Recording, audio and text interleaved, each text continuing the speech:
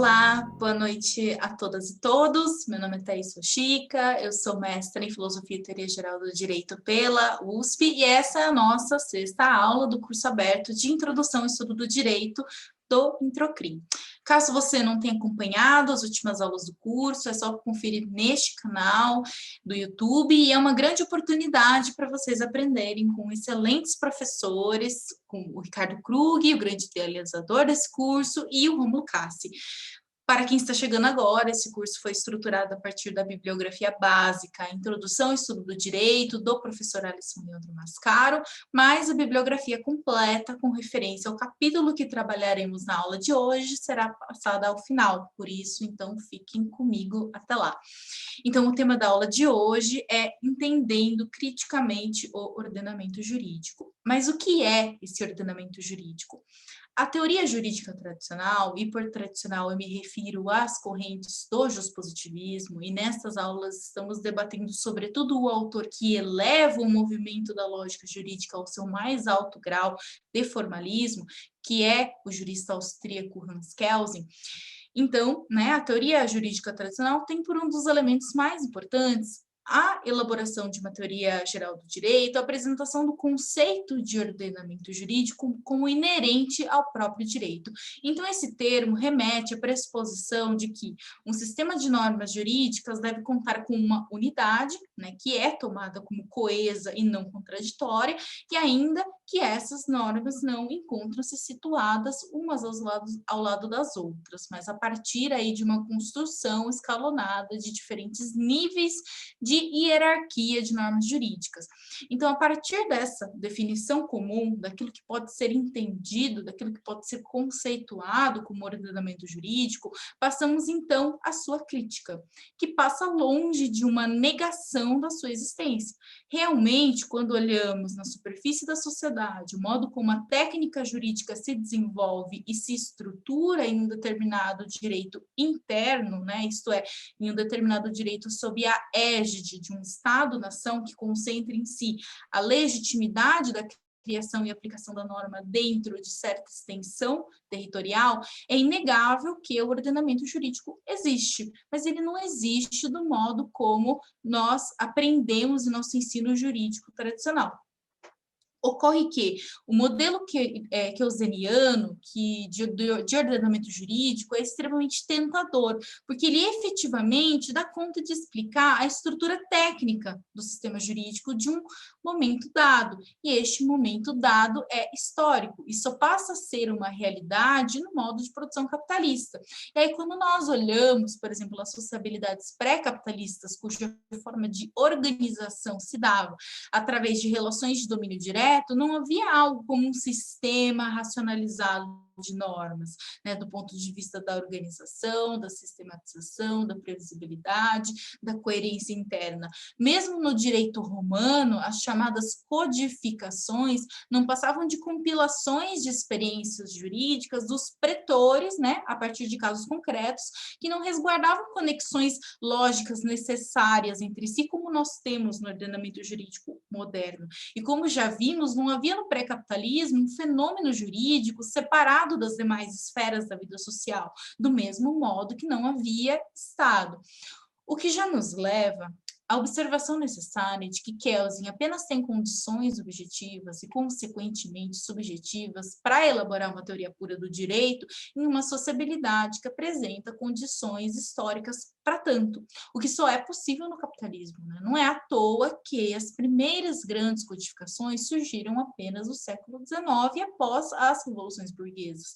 E ainda que o direito natural tenha surgido como uma grande bandeira revolucionária da burguesia, tão logo o capital cerca por todos os lados a vida dos sujeitos, e se coloca como o modo de produção dominante, o direito natural é substituído pelo direito positivo. Aí daí temos, historicamente, o próprio movimento legalista da escola da exegese. E o positivismo declara, a partir de então, que todo direito é o direito posto, e começa todo um movimento intelectual correspondente a esse movimento material para eliminar todos os elementos considerados metafísicos próprios do direito natural, que potencialmente poderiam ser invocados como legitimador de revoluções. Então, como as relações essenciais à reprodução da nossa sociabilidade capitalista são justamente as relações de troca de mercadorias através de seus portadores ou sujeitos de direito, e a interdependência social se estrutura de forma mediada e não direta, é preciso que haja um conjunto extenso de normas jurídicas, minimamente coerentes e ordenadas, de modo a garantir a estabilidade e a continuidade das relações econômicas. Mas o ponto é, essa garantia da reprodução capitalista pelo direito se dá não apenas nas relações mais próximas ao núcleo de sua constituição, como, por exemplo, a garantia de que, caso uma das partes do contrato não cumpra com sua obrigação, seja garantida aí uma pretensão jurídica à execução. E aí temos, por exemplo, o Estatuto da Responsabilidade Civil. Ou então, para dar um exemplo, né, da propriedade privada, só para mostrar como a dominação capitalista se dá de forma dupla, pelo capital e pelo Estado através do direito. Então, vamos supor que você more em São Paulo, né, e compre uma propriedade rural em outro estado, por exemplo, no Mato Grosso, né? Você nunca foi para lá e você nem tem a pretensão de ir para lá, apenas comprou para arrendar a terra e viver de renda da terra. Você vai dormir à noite tranquilo, todos os dias, sabendo que você não precisa proteger essa propriedade pessoalmente, ela vai ser garantida pelo Estado através do direito. Existem inúmeros estatutos jurídicos que garantem essa propriedade. Ou seja, enquanto no escravagismo e no feudalismo essa relação de apropriação era mantida diretamente pela força, pela própria classe dominante, no capitalismo essa relação é garantida pelo Estado e, claro, pela própria ideologia jurídica. Mas isso demonstra como é apenas no capitalismo que você precisa de um conjunto de normas altamente especializado que se organize em um ordenamento jurídico coerente. Então, essa garantia da estabilidade, que podemos chamar mais adequadamente de reprodução capitalista, se dá nos mais diversos campos do domínio do direito, né, que se estende na medida do domínio do capital, impondo-se como totalidade. Inclusive, podemos dizer que, do mesmo modo que o capital é virtualmente ilimitado em seu processo de valorização do valor, também o direito é em sua medida, porque o capital a tudo subverte e se expande para campos que nem mesmo possuem dimensão material, dimensão sensível, né? É o caso, por exemplo, dos estatutos jurídicos de propriedade industrial e propriedade intelectual. E por esse mesmo motivo, né, que admite qualquer conteúdo, como eu já disse na aula passada, o conteúdo, a dimensão útil das coisas é apenas suporte da realização da sua forma social abstrata, né? E aí, daí, entramos no tópico da coerência lógico-formal do ordenamento jurídico. E para a consciência jurídica comum, e eu digo consciência jurídica comum dos juristas, é evidente pela experiência que essa coerência não se dá necessariamente no nível do conteúdo. Apesar de que, como vimos na aula passada, alguns conteúdos não podem ser suprimidos porque se aproximam do núcleo constitutivo da forma jurídica, como é o caso, por exemplo, do sujeito de direito, do direito subjetivo, da propriedade privada, do contrato, etc. Mas vários outros conteúdos, por exemplo, podem ser considerados até mesmo contrários a interesses de determinadas frações de classes. E existem conteúdos que existem, mas nem mesmo possuem lugar na vida real. São os conteúdos ineficazes, né, as normas jurídicas ineficazes. Inclusive, uma das grandes manobras que o capital encontrou, né, para se ressarcir das tentativas jurídicas de limitá-lo, foi a instituição, por exemplo, de uma certa eficácia limitada dos direitos sociais previstos na Constituição Federal, né? Então, está lá escrito oficialmente. Então, está lá previsto oficialmente a garantia desses direitos sociais. No entanto, a sua eficácia fica condicionada a uma regulamentação posterior que não existe e que não vai existir, né? E quando eu digo capital, em vez de burguesia, eu estou me referindo a essa burguesia como capital personificado, para a gente, inclusive, não cair naquela concepção de senso comum e até certo ponto equivocada de que existe uma classe dominante única, unida, né, consciente, que vai elaborar a trama por trás da cortina como o manipulador, o controlador de marionetes de um palco, né? É muito mais complexo do que isso, porque os capitalistas individuais não vivem em regime de solidariedade, né? Mas de concorrência. Eles também se contrapõem uns aos outros como sujeitos detentores de interesses privados. E para isso nós temos categorias próprias para pensar como é que funciona essa dinâmica das classes capitalistas, que são, por exemplo, as frações de classe, compreender conceitos como bloco no poder, enfim, e esse é um tema de outra aula, né, de outro tópico de investigação. Mas, enfim, né, como os conteúdos normativos estão sempre mudando, estão perpassados aí pela própria luta de classes, é muito difícil estabelecer uma coerência necessária entre eles, ou seja, entre esses conteúdos. Então, a coerência do ordenamento jurídico não é, portanto, em seu conteúdo, mas é uma coerência formal.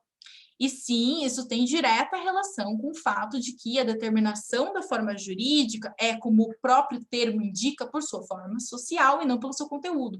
Portanto, desde que mantenha a reprodução do seu núcleo constituinte, pouco importa as diferentes variações de conteúdo que um ordenamento jurídico venha a ter. E, eventualmente, essas variações elas são necessárias para a continuidade da reprodução de um determinado regime de acumulação, né? E a exigência da coerência formal atende muito bem a todos esses requisitos. E o primeiro movimento do estabelecimento dessa coerência formal é justamente a construção escalonada do ordenamento jurídico. Ou seja, as normas não se encontram todas no mesmo nível. Elas estão organizadas a partir de uma estrutura hierarquizada de normas jurídicas, na qual a norma superior dá fundamento de validade para a norma inferior. Então, para Kelsen, no caso, esse sistema escalonado de ordenamento jurídico teria a forma de pirâmide, né? E no topo da pirâmide encontra-se a Constituição Federal. Mas mesmo a Constituição é uma norma posta. Então, qual é o seu fundamento de validade, sendo que está no topo dessa pirâmide normativa? Bom, a saída de Kelsen para esse escalonamento vai ser apresentando uma norma pressuposta pelo pensamento, que, na teoria dele, vai ter função teorético-gnoseológica, né, denominada pelo Kelsen de norma fundamental. Com isso, né, o Kelsen acaba repousando a sua teoria do direito nas calmas águas do idealismo, né? E segundo, esse modelo escalonado do ordenamento jurídico, que garante a coerência do sistema, todas as normas que versam sobre a criação do direito, sua modificação, sua aplicação, estão também conectadas por essa estrutura normativa, né, em que uma norma sempre encontrará respaldo na norma superior. E uma autoridade desse sistema sempre vai encontrar uma norma que lhe outorga esse poder. Então, estando essa própria autoridade submetida aos próprios limites da norma.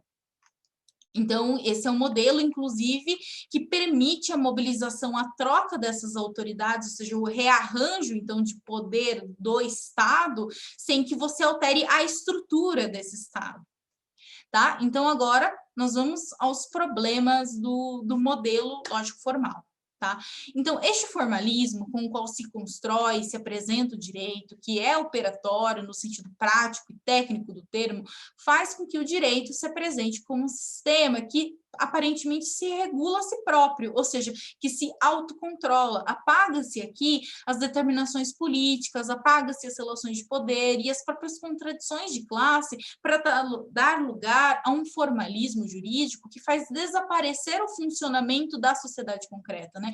Como se todos esses elementos fossem externos ao sistema do direito, que não caberia ao estudo da ciência normativa, como se o direito fosse alheio às relações que, na verdade, constituem seu próprio fundamento. E a consequência disso é que a sociedade burguesa efetivamente desenvolve os meios para uma regulamentação quase automática dos movimentos da superestrutura. Mas, claro, né, se isso for compatível com a reprodução das relações econômicas, que subjazem essa dinâmica e que são determinantes. Ou seja, se esse arranjo institucional da superestrutura jurídico-político for compatível com o regime de acumulação capitalista, que nem sempre foi o mesmo em todos os momentos da história do capitalismo. capitalismo. Por isso que a gente fala que o capitalismo ele tem certos estágios, né? A gente tem o modelo do liberalismo, a gente tem o modelo keynesiano, a gente tem aquilo que a gente chama hoje de neoliberalismo, ou então em outras conceituações como pós-fordista, enfim, né? E quanto mais contradições uma determinada formação social reúne, e essas contradições podem provir de diversas circunstâncias da ordem da contingência, seja uma crise econômica, uma crise de hegemonia política, etc.